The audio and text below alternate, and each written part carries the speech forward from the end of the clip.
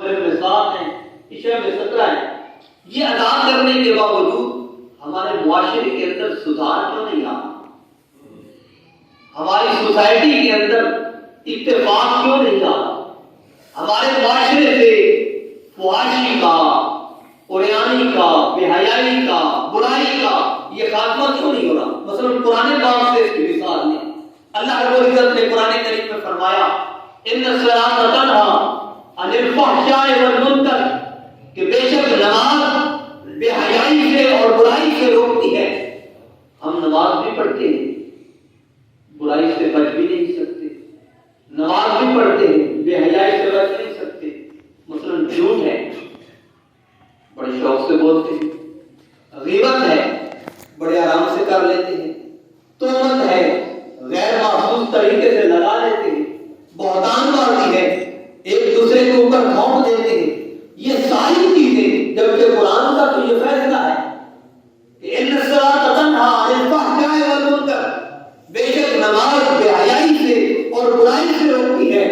اسی طرح حدیث پاک کے اندر غور کریں، آقا دو عالم صلی اللہ علیہ وسلم نے فرمایا الصلاۃ معراج المؤمنین، نماز مومن کی معراج ہے۔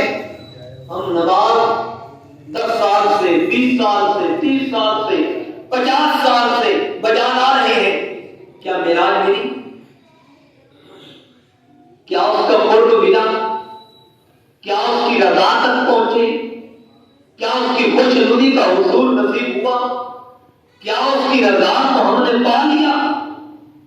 جبکہ قرآن کا فیصلہ تو 5 نمازوں کے لیے نہیں، حدیث پاک میں یہ فیصلہ 5 نمازوں کے لیے نہیں، فجر کی نماز کے لیے الگ ہے، ظہر کے لیے الگ ہے، عصر کے لیے الگ ہے، مغرب کے لیے الگ ہے، عشاء کے لیے الگ ہے۔ ان 5 نمازوں کے لیے اللہ تبارک و تعالیٰ نے الگ الگ اس کا فیصلہ فرما دیا ہے کہ فجر کی نماز الگ بے حیائی اور برائی سے روکتی ہے، عشاء کی نماز الگ بے حیائی اور برائی سے روکتی ہے۔ جبکہ ہم عمل بھی کرتے ہیں، عبادت بھی کرتے ہیں، ریاضت بھی کرتے ہیں، تسبیحات بھی پڑھتے ہیں اور آج وظائف بھی کرتے ہیں، مگر ان برائیوں سے اپنے آپ کو محفوظ نہیں کر سکتے، بچا نہیں سکتے۔ اس کی ریزن کیا ہے؟ اس کا بنیادی سبب کیا ہے؟ اس کی بنیادی وجہ کیا ہے؟ اگر اس بات کو آپ حضور نبی کریم علیہ السلام کی تعلیمات سے، صحابہ کرام علیہ رضوان کی تعلیمات سے دیکھیں، مثلا امام بخاری، امام مسلم، امام ابن ماجہ، امام طبرانی، آپ کے علاوہ درجنوں کی تعداد میں ائمہ اور محدثین نے حدیث پاک کو اپنے اپنی کتب میں درج کیا، جو حدیث جبریل کے نام سے مشہور ہے۔ اس میں 3 چیزوں کو ذکر کیا گیا۔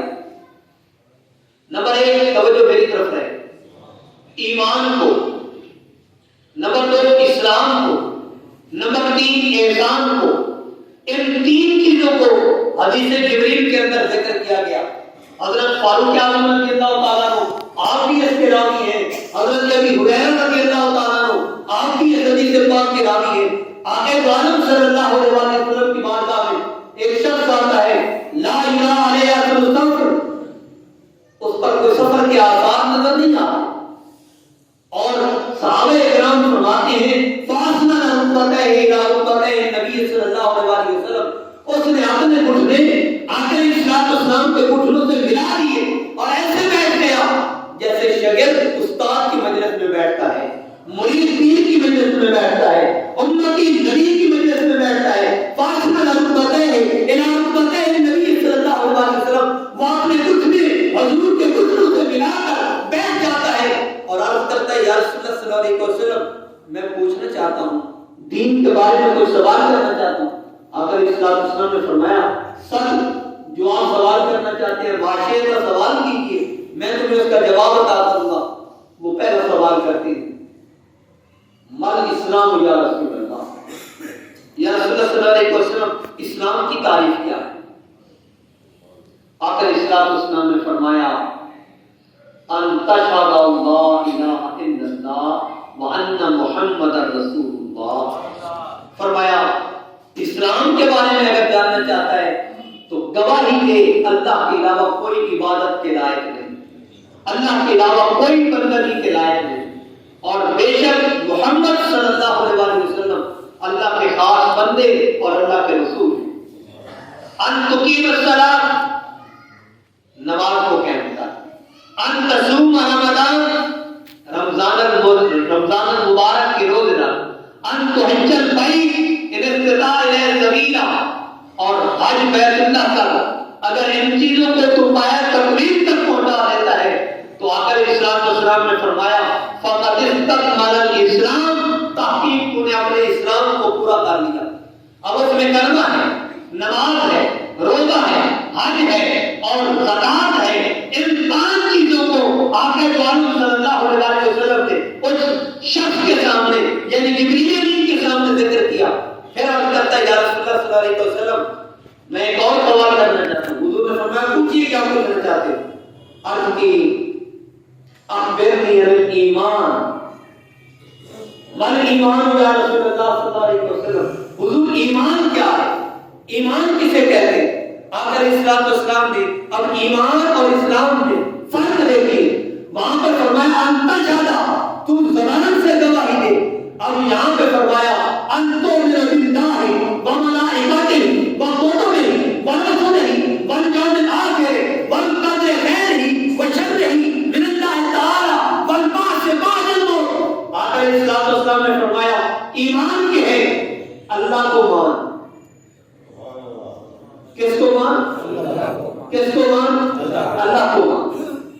وملائکتہ، اس کے ملائکہ کو مان۔ وکتبہ، اس کی کتابوں کو مان۔ ورسلہ، اس کے رسولوں کو مان۔ والقدر خیرہ وشرہ من اللہ تعالی، اور خیر اور شر پر اس پر قدرت اگر کسی کی ہے اور اس کو پیدا کرنے والی اگر کوئی ذات ہے اللہ رب العزت کی ہے، اور اس پر ایمان رکھے انتو من بالبعث، کہ مرنے کے بعد پھر ہم اٹھائے جائیں گے، فرمایا اس پر ایمان رکھے۔ اور امام بخاری نے ایک چیز کا اضافہ کیا انتو من بلقائہ، اللہ کی ملاقات پر ایمان رکھے۔ جب ان پر تو ایمان رکھتا ہے فرمایا فقد استکمل الایمان، پس تحقیق تو نے اپنے ایمان کو مکمل کیا۔ پھر آپ کرتے ہیں اخبرنی عن الاحسان، یا رسول اللہ صلی اللہ علیہ وسلم مجھے احسان کے متعلق عطا فرمائیے۔ احسان کیا ہے؟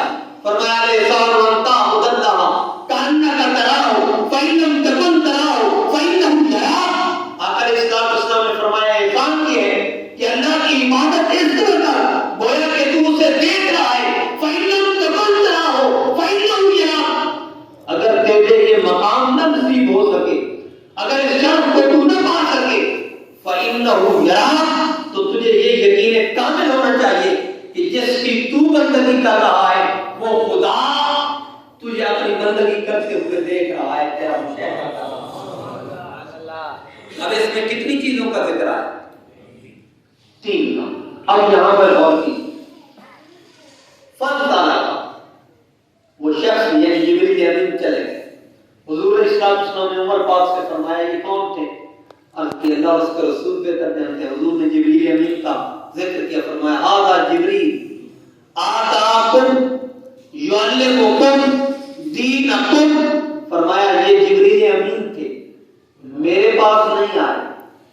آتانی، حضور نے نہیں فرمایا، فرمایا آتاکم یعلمکم دینکم، تمہارے پاس آئے، تمہیں سکھانے آئے تمہارا دین۔ فرمایا پہلے ہمیشہ میرے پاس آتے رہے، وہی لینے کے لیے آتے رہے، لا کے آتے رہے، وہی پیش کرنے کے لیے آتے رہے، میرے پاس قرآن کی آیات لاتے تھے، میرے پاس آتے تھے۔ لیکن آج جبریل امین میرے پاس نہیں آئے، آتاکم، فرمایا جبریل امین آج تمہارے پاس آئے، تمہیں سکھانے آئے، یعلمکم، تمہاری تعلیم کے لیے آئے، اور کیا سکھانے آئے؟ دینکم، تمہیں تمہارا دین عطا کرنے اور دین سکھانے آئے۔ اب غور کریں، جبریل امین نے اسلام کے بعد کیا خاموشی کرنی؟ ایمان کے بعد کیا خاموشی اختیار کرنی؟ نہیں، ایمان کا الگ سوال کیا، اسلام کا الگ سوال کیا، احسان کا الگ سوال کیا، اور ان تینوں چیزوں میں امام نووی بڑے عظیم شارح محدث جو شارح مسلم ہیں، شرح صحیح مسلم عربی متن میں لکھی ہے، امام نبوی فرماتے ہیں ھذا جبریل آتاکم یعلمکم دینکم، حضور کا یہ فرمانا کہ یہ جبریل امین ہے، تمہارے پاس آئے، تمہیں سکھانے آئے تمہارا دین، فیہ دلیل، امام نبوی فرماتے ہیں اس بات پر یہ بات دلیل بن گئی، فیہ دلیل ان الایمان والاسلام والاحسان کلھا دین، فرمایا ایمان، اسلام، احسان جب یہ تینوں ملتے ہیں تب جا کر دین بنتا ہے۔ اس پر واضح ہوتا ہے کہ دیندار وہی ہے جس کے وجود کے اندر بیک وقت ایمان بھی موجود ہو، اسلام بھی موجود ہو، احسان بھی موجود ہو۔ جب یہ تینوں چیزیں بیک وقت ایک وجود میں پائی جاتی ہیں وہ دیندار بنتا ہے اور اس کے دین کی تکمیل ہو جاتی ہے۔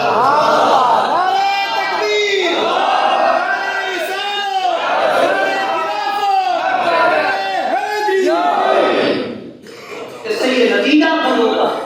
امام نبوی کی بات ہے، آپ فرماتے ہیں ایمان، اسلام، احسان، یہ تینوں چیزیں، ہم تو جسے تصویر پکڑے ہوئے دیکھیں جی بڑا دیندار ہے، کسی نے آسا پکڑ لیا جی اس تو بڑا سا دیندار ہے ہی کوئی، اگر کسی نے جبہ کو پکڑ لیا تو اس زمانے کا کامل بن گیا۔ آئیے، دینداری صرف جبہ اور دستار کا نام نہیں، دینداری صرف ٹوپی اور دستار کا نام نہیں، دینداری صرف آسا اور تسبیح پکڑنے کا نام نہیں۔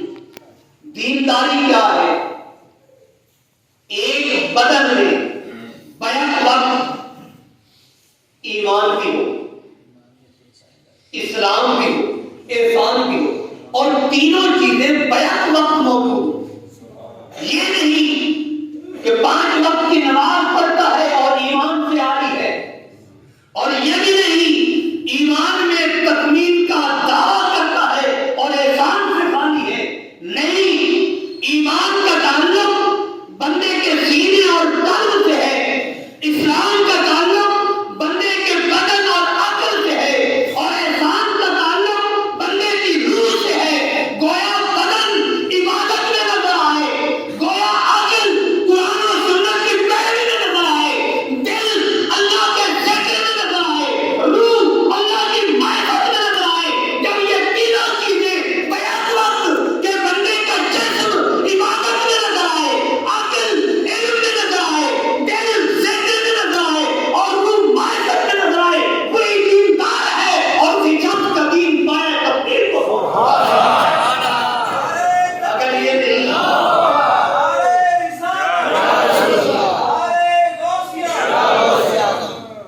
اگر یہ نہیں تو دیندار نہیں۔ اس نے دین کے ایک پہلو کو دبا لیا لیکن باقی 2 پہلو رہتے ہیں۔ اب اس کو مزید آسان کر لیں، جسم پہ نماز ہے، دل پہ ذکر ہے، اور روح پہ معرفت ہے، روح پہ معرفت ہے، اور یہ سارے ایک وجود میں موجود ہیں۔ بدن بھی ہے، دل بھی ہے، روح بھی ہے، اسی ایک مجسمے کے اندر، اسی ایک انسان کے اندر یہ ساری چیزیں موجود ہیں۔ تو بدن کو عبادت میں لگانا ہے، دل کو ذکر میں لگانا ہے، اور روح کو اللہ کی بندہ، اللہ کا بھی محبوب بنے گا اور مصطفیٰ کریم کا بھی محبوب بنے گا۔ اللہ تعالیٰ عمل کی توفیق عطا فرمائے۔ آمین ثم آمین۔ وآخر دعوانا ان الحمد للہ۔